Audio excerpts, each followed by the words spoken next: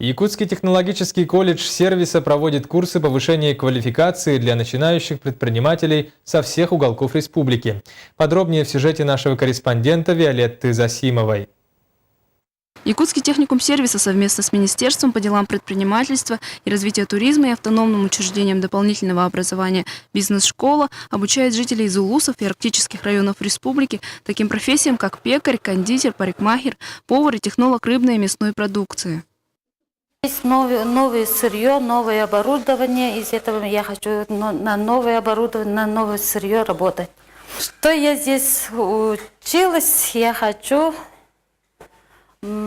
показать Верхневилюйске и научить своих работников, вместе с которыми мы работаем.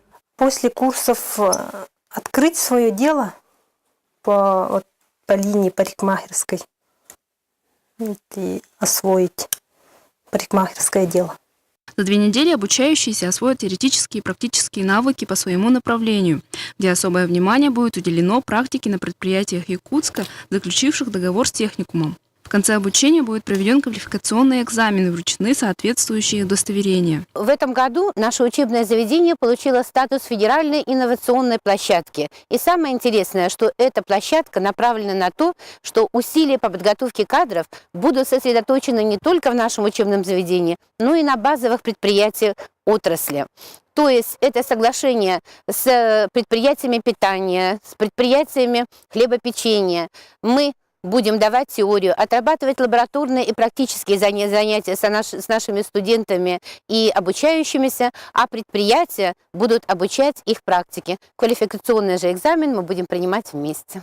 Проходящие курсы повышения квалификации начинающие предприниматели смогут принять участие в форуме предпринимателей Якутии, который пройдет 25-26 сентября и соберет представителей всех уровней бизнеса республики. Виолетта Засимова, Гаврил Дичков, НВК Саха, Якутск.